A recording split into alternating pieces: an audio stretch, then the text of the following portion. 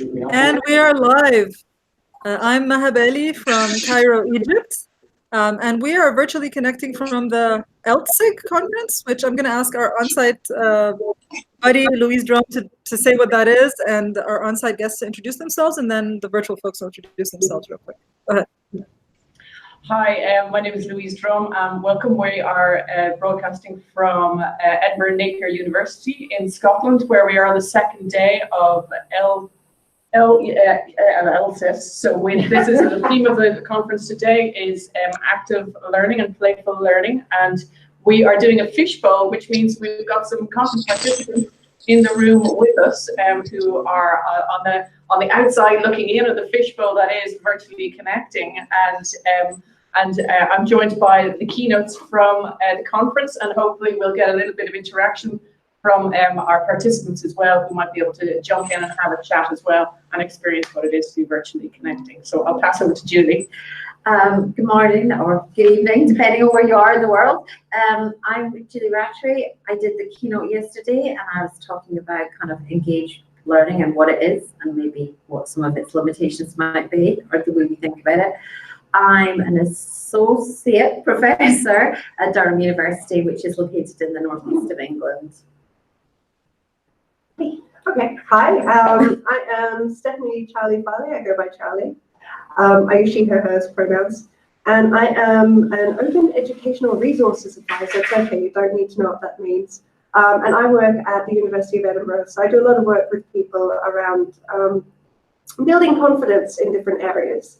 And I've been talking today in my keynote about how I use playful and creative methods to do that, and how that led actually to creating a playful engagement strategy for our entire information services group, which is quite the challenge. Yeah. Thank you both. We hope to have more time to chat with you about that as we go on. I'm just going to ask our virtual folks to introduce themselves, and the order I'm seeing them in is Mags, Rachel, Sadiq, and Tom. So it's actually alphabetical order. Yeah. Mag's here in Cavan. I'm really here because of the people that I see gathering. And Louise, you might tell us the hashtag in a moment. I'm halfway through a PhD part-time on TeachMeet, so there is a playful element to what I'm researching. So I'm sneaking in the side door. Hi, I'm Rochelle. I'm an educational developer at the University of Liverpool. I'm currently researching at the University of Edinburgh into game-informed learning. So, hi, yeah.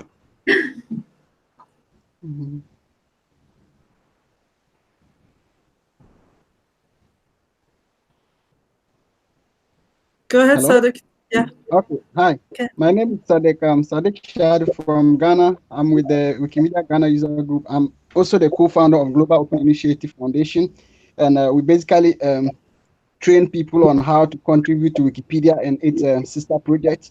And we've recently piloted a project where we allow students to we give free websites for students to gather their own OER, and as well as lecturers who can use their personal website to begin collecting open educational resources for institutions in Ghana. And we are also assembling OER resources into an offline mode where students from rural communities, especially medical students, can have access to Wikipedia and other educational resources offline. So yes, that's what we do basically. Nice to meet you all. Thanks. Right, that all sounds amazing. Sadiq is also our only virtually connecting volunteer in Ghana, so hopefully we recruit some more. Okay, and Tom, last but not least, Tom. Hi, my name is Tom Farley. I work in the Institute of Technology, which is in the south, in Tralee, which is in the southwest of Ireland. I'm currently on holiday in British Columbia, so I'm sitting here in the ensuite of my hotel because I don't want to wake my wife up because it's 2 o'clock in the morning. I'm also one of the editors of a Platinum Open Access journal, the Irish Journal of Technology Enhanced Learning, which is the journal of the Irish Learning Technology Association, if anybody wants to publish. And I'm sitting here at 2 o'clock in the morning because I can't refuse Louise Drumm anything. Oh, Louise, you are formidable. Okay. And I forgot to say that I'm the co-founder of Virtually Connecting, but I'll let Louise go ahead and take a few minutes just to introduce what we are doing, and then we'll start a regular Virtually Connecting session.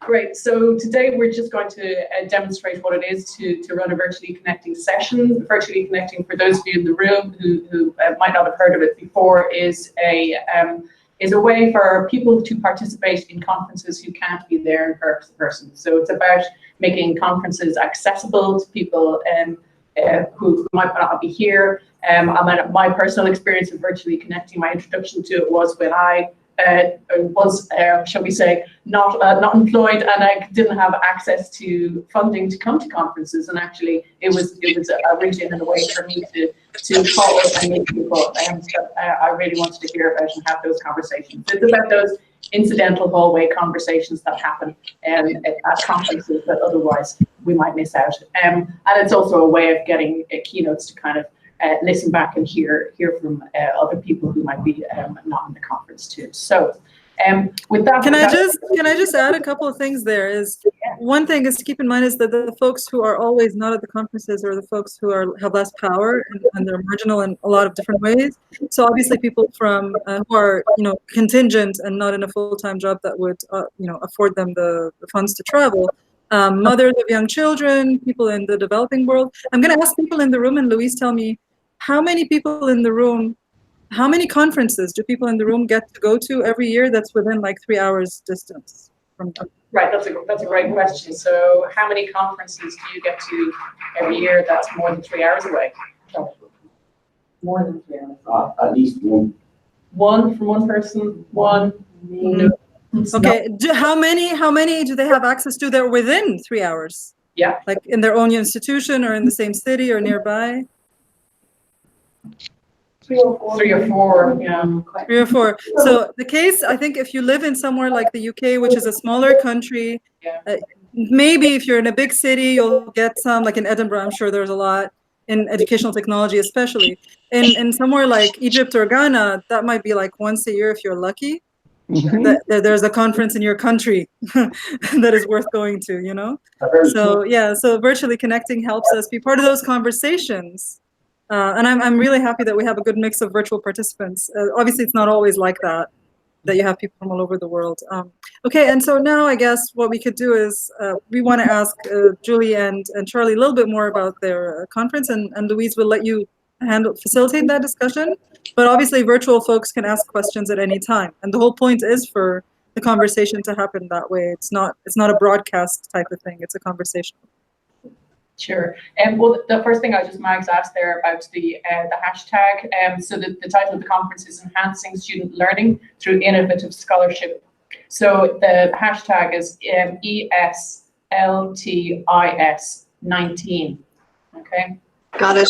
So it's been tweeting already today, and you'll see some amazing artwork inspired by Charlie's keynote. So maybe we'll work backwards from there. Charlie, do you want to maybe have a chat? Tell us a little bit about what your takeaways were from your keynote.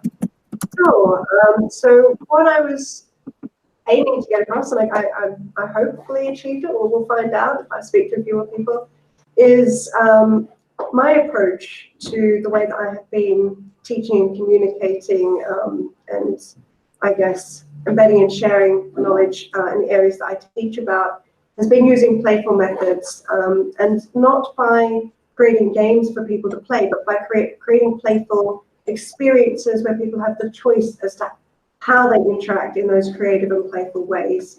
And I do this in order to build confidence, to encourage people to try new things, and to reflect on what has worked, what hasn't worked, and also have a hands-on experience. So I work in copyright and licensing. So a lot of my playfulness is in using materials to create materials and to then share them and put them out in the open.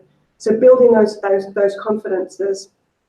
And through my time, over the years of doing that, I kind of became a bit of a go-to playful person in my institution. So I get people coming to me wanting to collaborate, wanting ideas, wanting to try things out. And that led to my director, Maha, who has been incredibly supportive of my playful approach. She's actually the one who brought the playful learning conference, which is an amazing conference that we have here in the UK that's all about playful learning. I've been supported to go to that by my director, Melissa, the last 4 years. And she actually asked me to create a playful engagement strategy for our entire information services group. So our library services, our user services, our support, our museums, our galleries, our technologies. And I was talking a little bit about the process that I went through in that. And that really, it's not about gamifying work or gamifying what we do, because that can actually quite turn people off, but it's about creating those safe spaces in which to experiment, to try, to reflect and to learn, and to do that by signaling and by providing the space and the time and also the funding to do that. In a nutshell. Great stuff. Well, Julie's keynote yesterday, I want to speak for you actually. Why don't you just give a quick rundown of what you were So what I kind of decided to do and what I was talking about was that I think there's an amazing amount of really good work going on in the fields of kind of engaged learning, active learning, playful learning. But what I was kind of inviting delegates, I think, to do and participants to do was kind of take a step back from the hands-on stuff that we do and start to think about the kind of conceptualization or the theorization of the work. Because I think there's a lot that happens, but when we try to share that kind of in the research or scholarly world, it often gets kind of, it doesn't maybe always get the respect it deserves, and sometimes that's because we have to take more ownership of theorizing it more clearly and thinking about what it is we're actually trying to do. So I was asking participants to do that, and I was using a model by Ashwin and McVitie that says, you know, the key thing is we're asking students to engage or learners to engage with knowledge, and we shouldn't forget that. There's a lot of kind of fuzziness and maziness around engaged learning, but actually we want to remember we're trying to get people to engage with knowledge. So how do we do that? And kind of delivering knowledge doesn't tend to work, and maybe we need kind of more partnership and leadership models where knowledge is co-constructed, or even new knowledge is created by the learners themselves through the kinds of activities they're engaging in. So I think I was kind of that thing, that kind of trying to sum it up, that's really what I was talking about, coming back to the kind of what are we trying to do? Let's put knowledge at the center of that. And actually, let's put the student back in at the center, because sometimes we impose definitions of engaged learning onto students, which is actually, or onto learners, which is really disempowering. So we need to kind of empower our learners by putting them really at the heart, the kind of heart of our models and our conceptualizations. That's awesome. Thank you both so much. And I wonder if any of the virtual folks have any comments or questions there. There's I don't know if the folks in the room can see, there's a back channel chat inside this room that doesn't get recorded. But I was asking, there was a reference that Julie just referred to. I think it was Ashton and McVitie, but I'm not really sure of the name. So usually we type some things in the chat and maybe someone can share a link in there, and then someone will take it out on Twitter so that other people can see it. And usually also when I'm recording this conversation, I can tell if people are watching, but I don't usually know who they are. Anyway, so does anyone in the room want to ask a question? Max, Rochelle, Sadiq, Tom? Sorry, I'm tweeting. I'll be back in a second.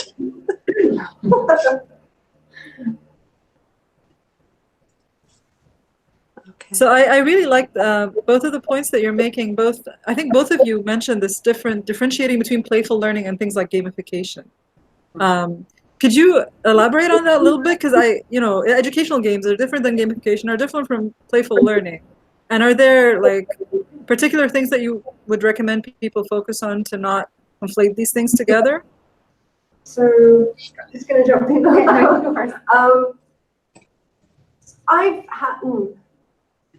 I don't like gamification, but there are definitely places where it can be valuable. So I have friends who do find gamification really useful and valuable for certain tasks and certain areas of their life. What I dislike about gamification is where it's seen as a way to trick people into doing things that you want them to do. And that doesn't work, and it can actually drive away engagement.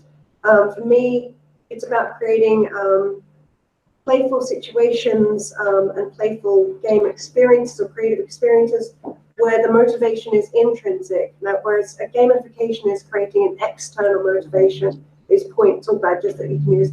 And that can be great for certain types of things, but you need to be very careful about how you're applying it and what the experience is you're wanting to get something out of it. So one of my colleagues, actually, Farley, who runs the digital games course in the MSc for Digital Education at the University of Edinburgh, she used a class cup that she embedded into that course, and that was again an element of gamification. So all of the students on that course were part of the same teams. They weren't competing with each other, but they were being given tasks and options to earn points and awards towards their class cup. And if they achieved certain milestones, they would get different rewards, but they would do that as a whole. And I quite like that approach towards gamification, where it's not competitive, but you're giving the options to work together to reach certain goals.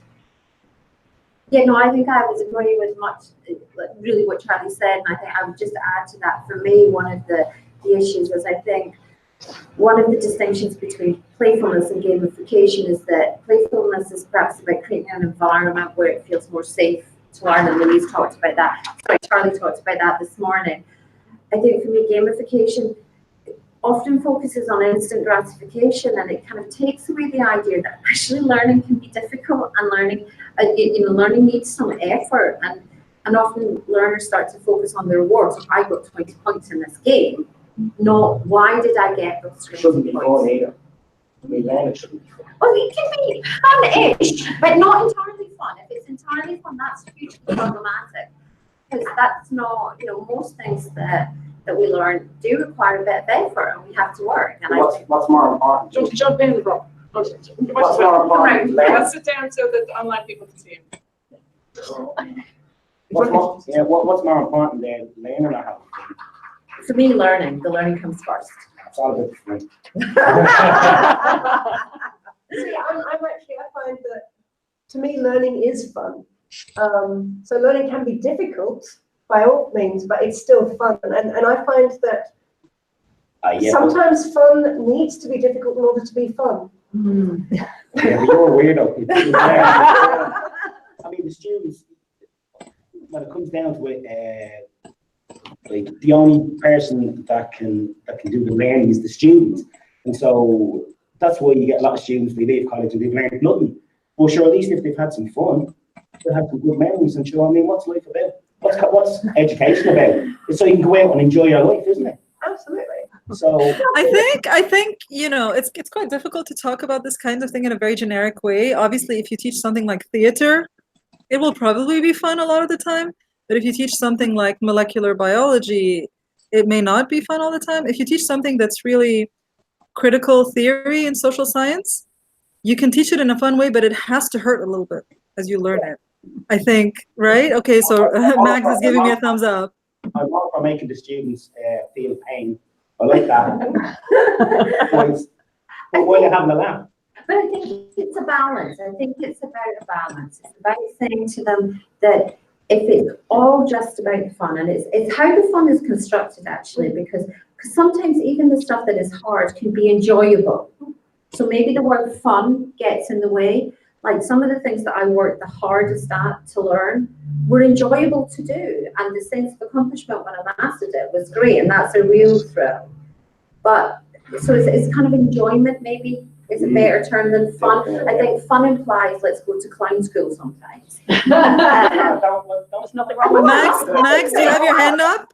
Max, did you want to say something, guys? Yeah, well, Max wants to say something. Yeah, I was going to come in because sometimes I think it's just the word fun and the connotation that sort of puts people off and think it's frivolous fun, but sort of pulling in, say, Pappert's constructionism, hard fun, like to use the hard fun. My friend Richard uses delight and has a beautiful exposition of delight. The word for me is joy. I think if you can bring some joy into the learning, that's where, good connected memories with the learning help to deepen the learning. Can I say something? Because Do you want to jump in? Actually, let me start. We're just swapping over. Sure. Can Rochelle wants to say something? Can I let Rochelle say that until someone comes in? Rochelle, go ahead. Hi.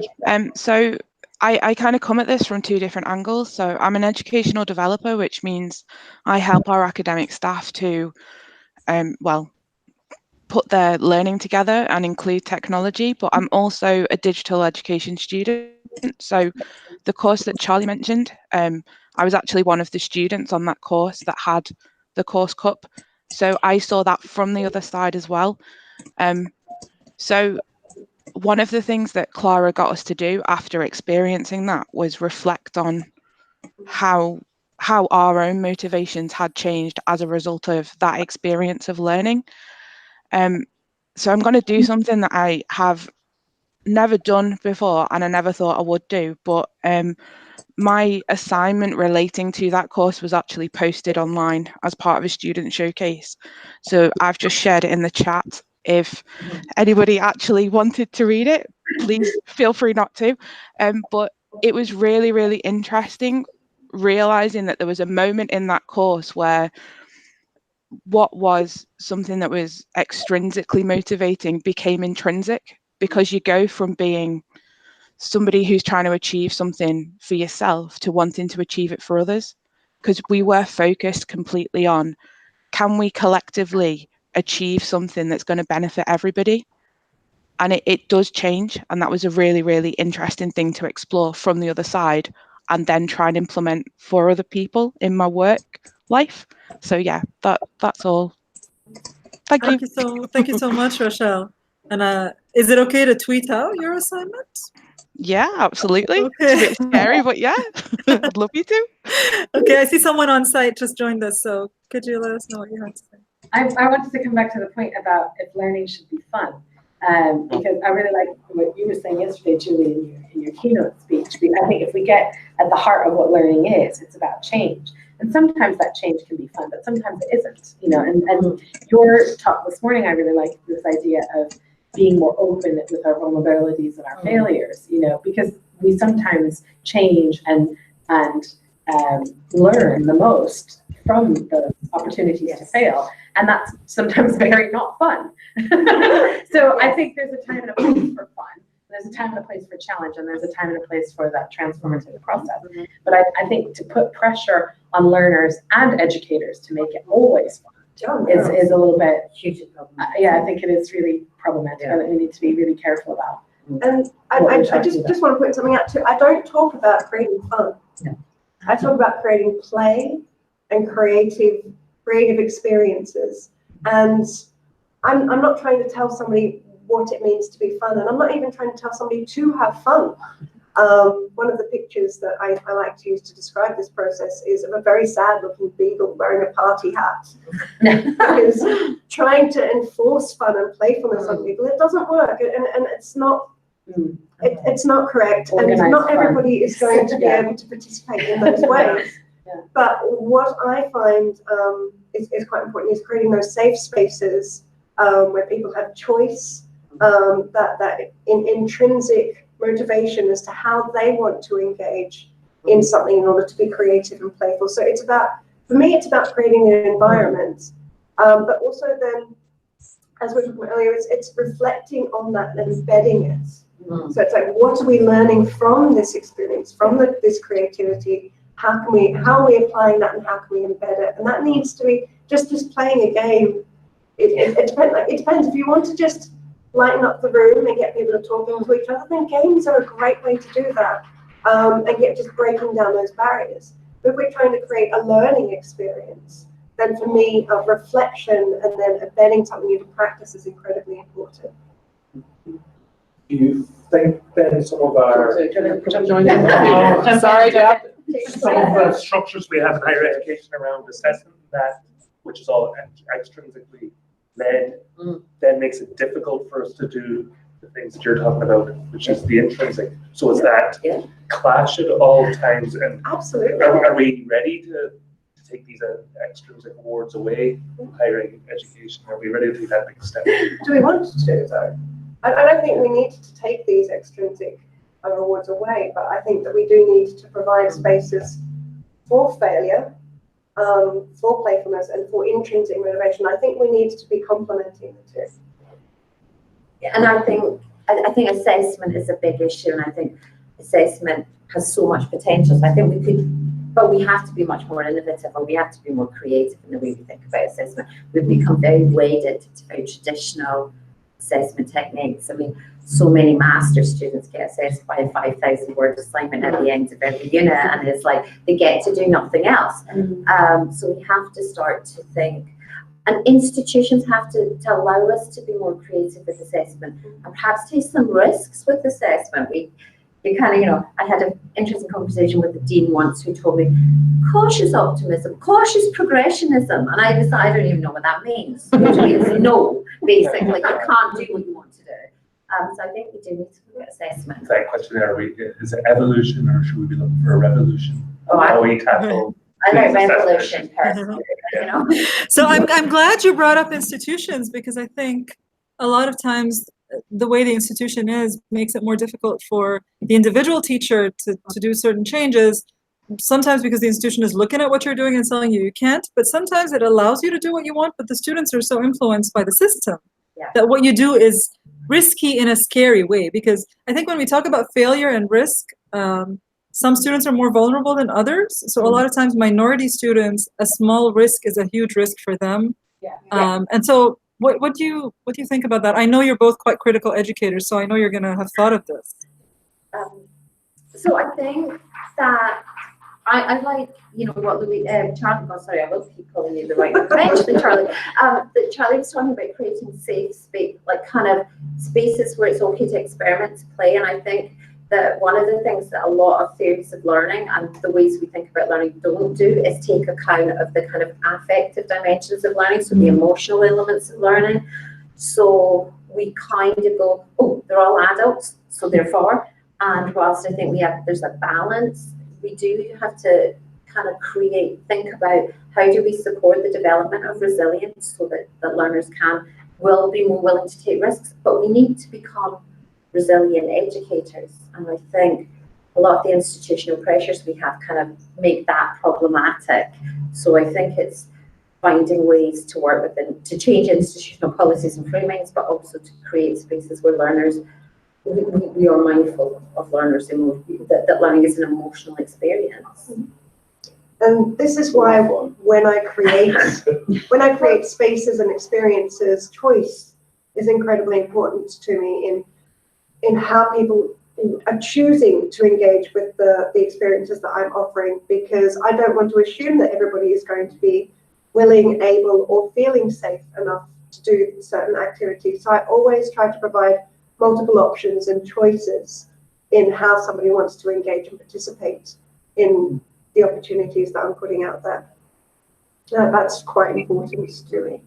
Yeah, I think choice is maybe one of the most important elements of, promoting student agency, right? Yeah, that they kind of feel like they have those choices. Yeah, I think agency is really key, and we don't talk about that enough. Yeah, and also again, agency is one of those things that not everyone has the same amount of agency. Some people won't feel empowered unless you actually put in some extra effort. Anyone? Sorry? About creating that environment. Yes, creating that environment. That's where sometimes putting those boundaries in place that everybody can agree to can be really quite important as well. Yes, that's a good point. And the key thing also there is that everybody agrees to, right? I think Tom or Sadiq, one of them just unmuted, so maybe they both want to talk, so I'll just stay quiet. Yeah, sorry, Sadiq, you go ahead. Okay. I wanted to find out if there are students who are participating in the conference. There's no I don't think there's any, but there's doctoral students at the conference here. Okay. Yeah, that's a good question, actually. And I think there's PhD students, but I don't think, I don't know the full delegate list, but I don't think there's undergraduates. It's always interesting when we talk about student engagement without including students. University of Cape Town just had their teaching and learning. They just had their teaching and learning conference, but it's winter for them, so the students are there. I think for you guys, it's summer, so most students aren't there. Yeah. Tom? Hi, yeah, sorry. Just a couple of things, and you talk about agency, and I do think there's different groups some have more or less investment, and I think particularly, I mean, just one example I'll give you was about 16 years ago, I was teaching a group of adult learners who were returning to get their degree. They were working in the area of social care, and I had done my MEd in adult and community education, and I was full of Andrew Godry and Malcolm Knowles and all of this. And they asked me, they said, what's the assignment? And I said, well, what would you like? Because I sort of realised that they're more likely to take it on board if they feel part of it. And the whole class was silent for about, it felt like minutes, probably only about 30 seconds. Because the thing about agency, if people only have one reference point, if their previous experience of education was heavily didactic, giving them a choice, you know, sometimes can feel, unless they've been sort of given that space to feel encouraged that they can say something. So I said to them, what do you want to do? And after 30 seconds, one of the people tentatively put up their hands and says, do you know what you're doing? Because they wanted me to turn around and say, you know, bog standard 2,500 words or 2,000 words. So when we talk about giving people an agency, when we talk about giving people choice, we need to remember that for a lot of people, certainly say for returning learners who may not have been in school for many, many years, it's a big choice. It's a big thing to give them a choice, and you have to support them to give them choice. I don't know if that story is making sense, but that's what it, you know. No, you're absolutely right that you can't just thrust agency upon people. Go, you will now make choices and you will do these things. We have to support it, and it has to come right. It starts with the institution has to do it. You know, they often send messages that say you're partners in this, but actually they're not. But the students are not partners. But we have to facilitate that. We can't just expect them suddenly to be able to do it. We need to help them to do it. So you're absolutely right. And so we can't just go, you've got agency now, use it. It doesn't work like that. Yeah, exactly. I think that level of support and encouragement, as you said, like, you know, you will be independent learners, and you will, you know, and as I said, it's a bit of a Hobson's choice. So yeah. Yeah, no, absolutely. So I've actually noticed that there are a lot more courses and classes and opportunities that I'm seeing coming up where students are actually co-creating course content with their teachers. So we've had a couple of those at the University of Edinburgh in the last few years.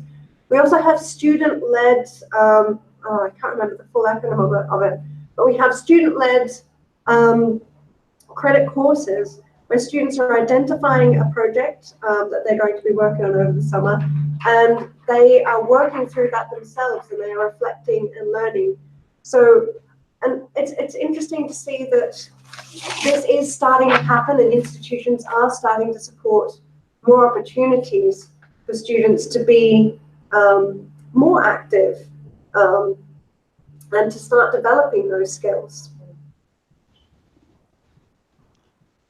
Okay, so like I mentioned earlier, we started a project where we allow students to, you know, organize their own area in their own way.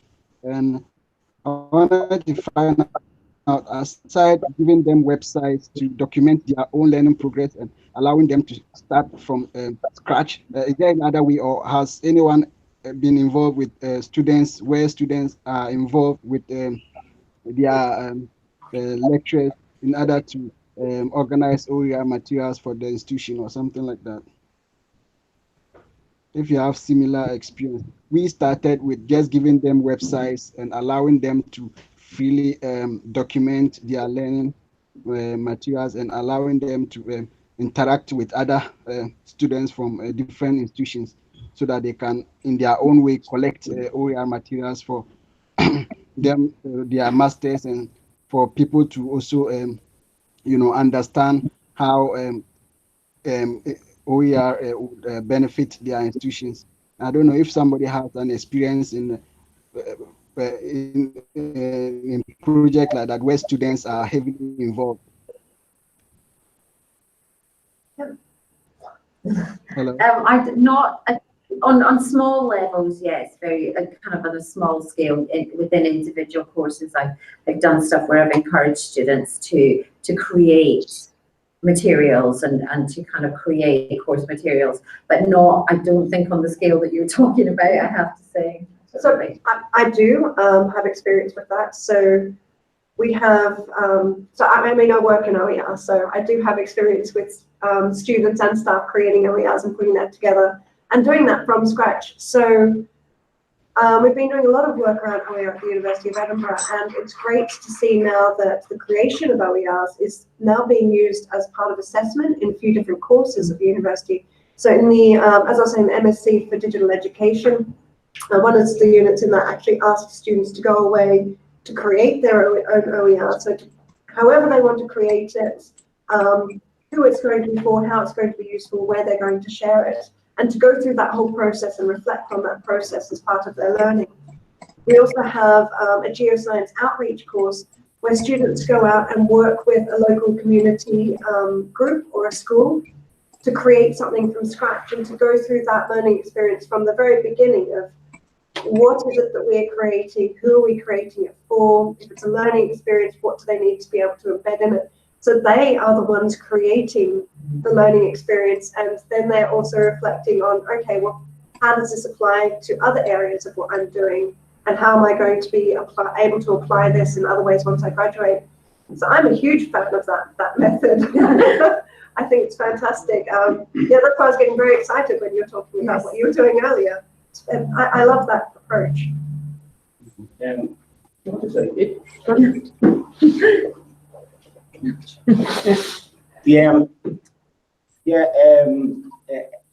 Every single class I have, like I flip all my classes, have done for years. All my classes are active. That's I'm a big advocate of active learning. And so basically, my students create all the content for every class during the class. And we're running a workshop at 11:30 today to 12:30. And that's what we'll be getting the participants. We'll be running an active learning workshop on active learning. And basically, just like the people, the students, or the participants, create everything. And we wrote a book there, Active Learning Strategy. It was published in January there, but it's free to download. And maybe Sean will tweet the link to it. It's free to download, but it's a handbook. It's like I said, there's 10 detailed case studies in there, but it's not academic at all. We had to force actually one of the participants, Barry Ryan. He was we had to tell him when he wrote his first draft of his chapter. We were like, "There's too many references in that. It's gonna take all them references out. Take out the big words that now you can understand." And he couldn't get shot because he was just too professional. And we went, no, we want it, because we want it to be foolproof, which is the way I teach all my classes. I want everything to be, in other words, the biggest fool in the class can understand everything. That's their job as educators, is to take complex stuff and simplify it, I think, That's all. Thank you. See, I love this. I love that we're seeing all of this starting to come through in the way that education is being approached, and that it is starting to be embedded by institutions. So it makes me quite hopeful. I would really like to see playful committee meetings. So I sometimes when I'm going to a meeting and I feel like people are going to be too tense or something, I take things to play with to use in the meeting itself. Would it be okay with people if we chat for like 5 more minutes about playful learning, and then we take around 10 minutes to reflect on the virtually connecting experience itself? Because this is also a fishbowl about virtually connecting, which is like a semi-playful, effective way of interacting with conferences. And one of the things that I noticed happened today is that sometimes folks tell us with virtually connecting, you take the keynote speakers and other participants and you allow virtual participants to talk to them, whereas people at the conference don't always get that opportunity. And I think when we do it as a fishbowl, I think a lot of people came in and were able to talk to you. It's a really huge conference. It's not always easy to have time with the keynote speakers. Somebody else would like to Yes, Mags has a comment, and I think someone's coming into the room as well. So Mags, go ahead until. Yeah, it's just a request. Maybe perhaps Louise might do it, or could someone hover over that book with a camera, take a picture, and tweet it out? Yeah, no problem. We usually free advertising. Don't We be giving usually do Hickey, like doing that. don't be giving Rob Hickey any more publicity. He's already got enough. Shameless. Okay, I'll do that We're now. here for this to disseminate. Thanks, Louise. So one of the things I was thinking about during Julie's keynote yesterday, which was really fascinating, is this idea of engagement. And it was a theme that came up at OER 19 as well, in relation to students choosing not to engage. And that specifically was on a great presentation by Leo Heverman and his colleagues on lurking, and there's some interesting literature about online lurking and what that means, and it as almost a political act, you know. And within the educational spaces as well, that idea of you know what it is this performance of engagement that we're sometimes looking for from students. And I don't know if you wanted, or if anybody wanted to kind of chime in on that, because Julie had some great stuff yesterday that was very thought-provoking.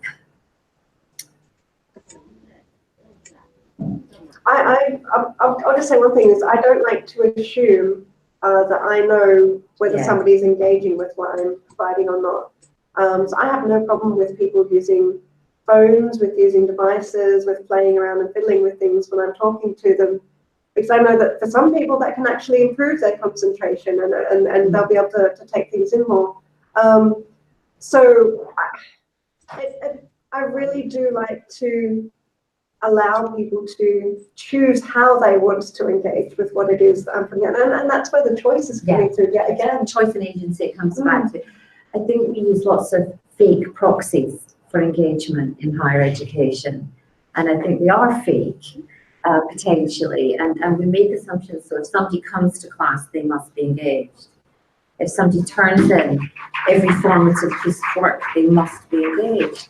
And I think that we just have to guard against that, because it doesn't actually mean that they are really engaging. You know, there's a lot of kind of surface stuff that happens, superficial things that can happen. So I think, and actually I think it has to be okay for learners to choose the way that, so back to your thing about choice, but the way that they engage, and sometimes that is to sit quietly and listen, and that's okay. And sometimes we don't make that comfortable for them to do that anymore, and that's a problem, I think.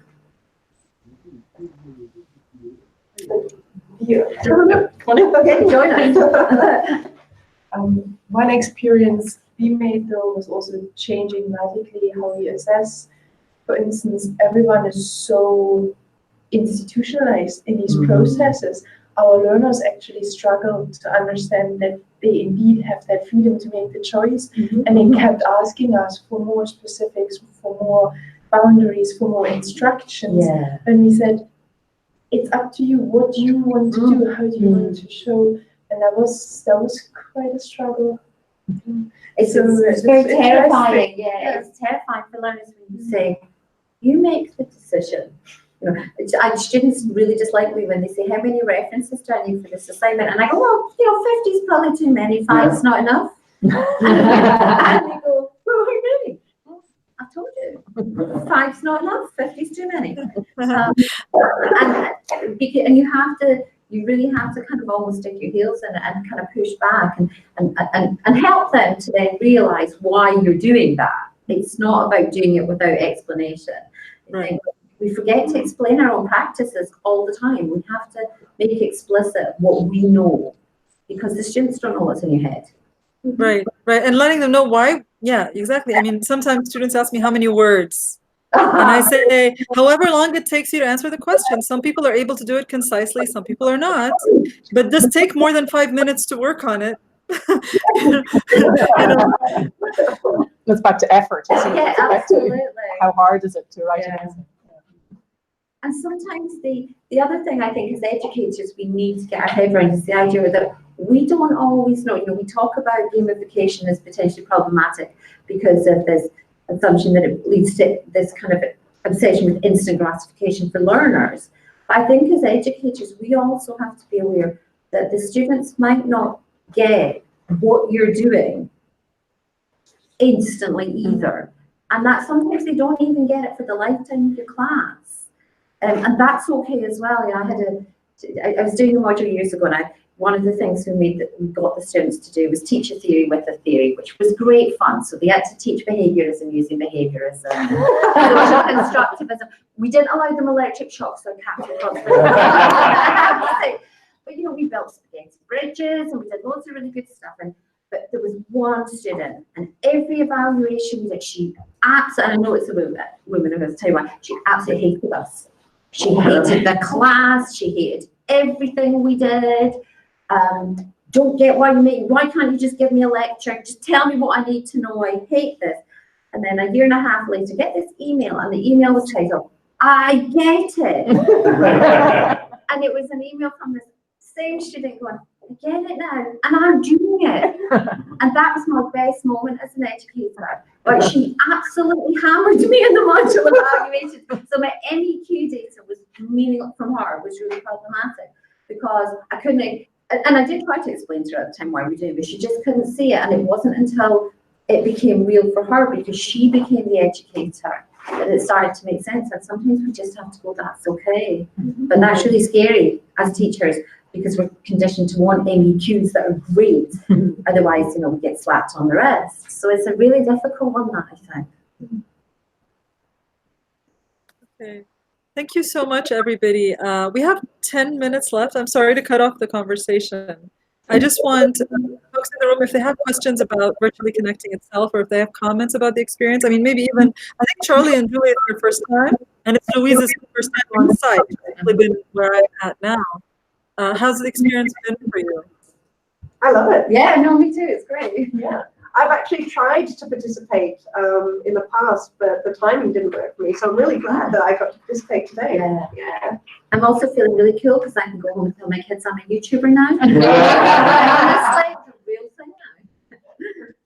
But no, it's really nice because you do feel, and I think I am very aware, because I'm a disabled academic. So as a disabled academic, getting to conferences can be difficult. So I think this opens up, it's back to what you were talking about at the beginning, about opening up conferences to people who can't participate for a whole range of reasons. And I think it is really important to do that. Are all academics not disabled? Well, yeah, but you know, God help us. I get to wear the real badge. Will we bounce it out to anybody in the room who wants to say what it was like as an experience to watch it? Have you been involved in virtually connecting before? Yeah, but just for meetings. Can you pick up the audio on this? No? Okay, you have to home up. Come back. Musical chairs. Yeah, but just for meetings. So we've been using it a lot. And that book that I'm not trying to put it up, but that book, I did it in collaboration with professors over in Canada, in Durham College and Ontario Tech University. And so we were having regular meetings with them using Zoom and Adobe Connect and stuff, and then we're working on other projects with them as well. So we find that it's great. It is great. And of course, I deliver classes online as well. So it's well, I mean, virtually connecting is a very specific kind of meeting. I mean, those kind of meetings happen all the time, right?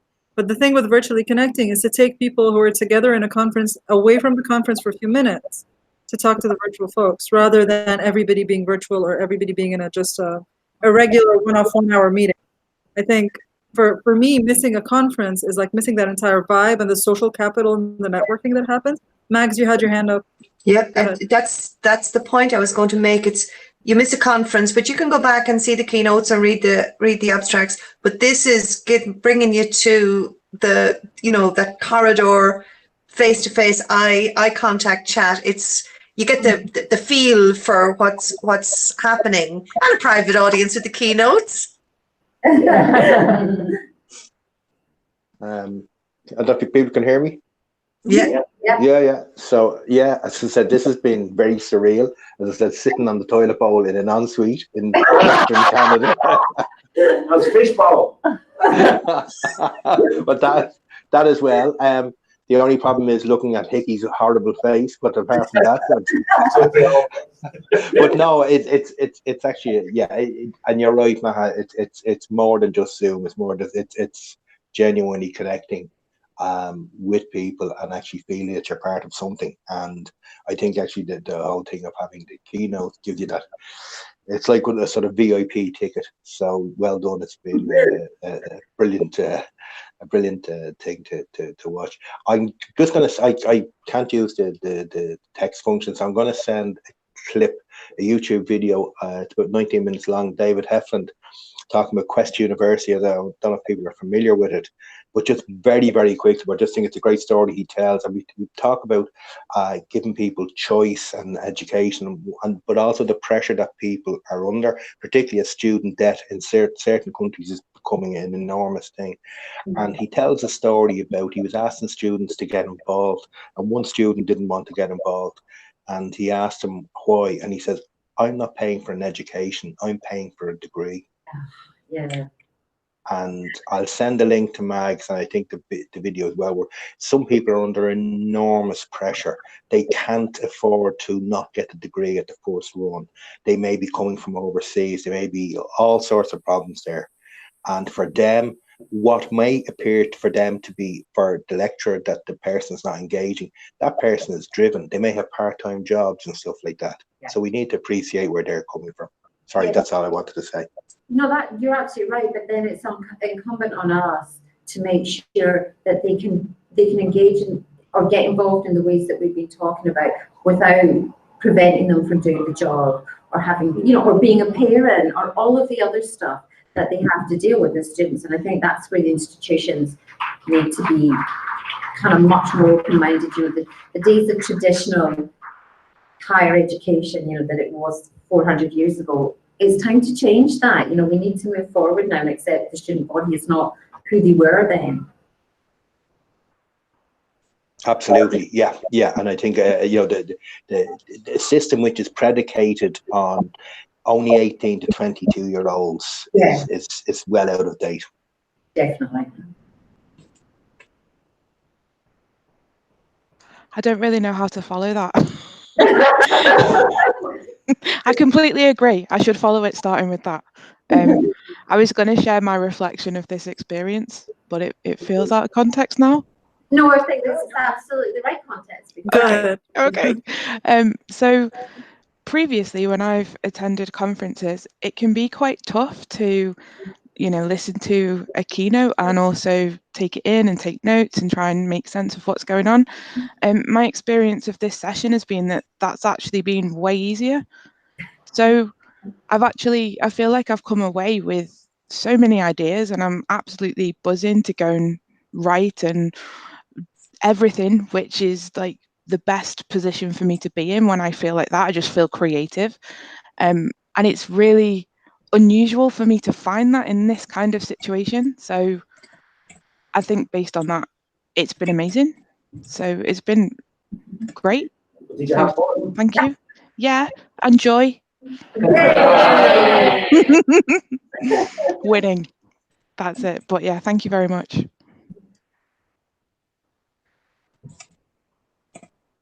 I have to thank Louise for putting all this session together in the first place and conceptualizing it. She was, she attended one of these, and I think she conceptualized it as her first time as an on-site buddy. She's done a wonderful job.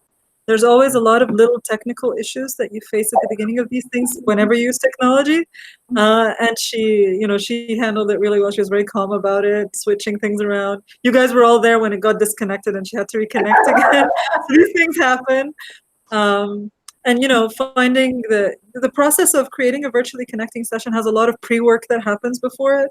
Contacting the keynotes, letting the conference know you need a room. Obviously, this was a session at a conference already, but conferences never help you integrate virtual people into a session. No matter how wonderful they are, they always ask you to figure it out for yourself. Can I have this time as the keynote and be part of this, which I've really enjoyed actually being part of it. But certainly if I was ever planning a conference again in the future now, it's certainly something I would try to build in, because I just think it has been for me, it's been a really rich experience, and it's kind of nice hearing people from different places. Yeah. And so anyone here, if you're organizing a conference ever and you'd like to have virtually connecting there, let us know and we'll help out. We can do it ourselves. We can consult with you if you want to do it differently than the way we do it. We've done it so many times in so many different contexts and different formats. So we have a lot of experience with it. We have a large group of buddies. I mean, this started out 3 years ago with me and one of my friends. And then people started to volunteer. Oh, I'm going to this conference. Do you want to join? Or we ask, now we have a bigger community. We ask, we want to go to that conference. Is anyone going to go? Can we do virtually connecting there? So as a conference organizer, as a remote person who wants to go to a conference and you can't, you can ask, and what we try to do intentionally equitable hospitality. So we're trying to be equitable as in trying to invite women, people of color, people from the global south whose voices are not heard. So it's lovely when a conference already has those people as keynote speakers, but if they're not, we try to find them in the participants, both on the virtual and the face-to-face side. And this is a very special session for me because so many people in this session are new to virtually connecting. So Sadiq and Louise are part of our community, but everyone else, I think it's the first time I see you guys. Charlie, I know your work and I'm familiar with your work, and we've probably been in the same conference before, but I've never had a chance to talk to you, right? You were at OER 17, right? Yeah, I never had a chance to talk to you. Your work for quite a while. Exactly the same time I had a chance to chat with you. So So thank you everybody for putting in the time and for joining us, and thanks to everyone who I can't see. I won't move it again just in case. You all have to. Yeah, well. I'll hang out for 5 more minutes. I think maybe we can go offline now. Yes. Usually at the end of the session, if the on-site folks have to leave, we can still chat offline afterwards. I'll stay for 5 more minutes in case someone in the room wants to come and ask a question, or maybe there's another session right after this one. All right, bye everybody. Thank you so much. Bye everybody. Broadcast, but I'm gonna say without being live streamed.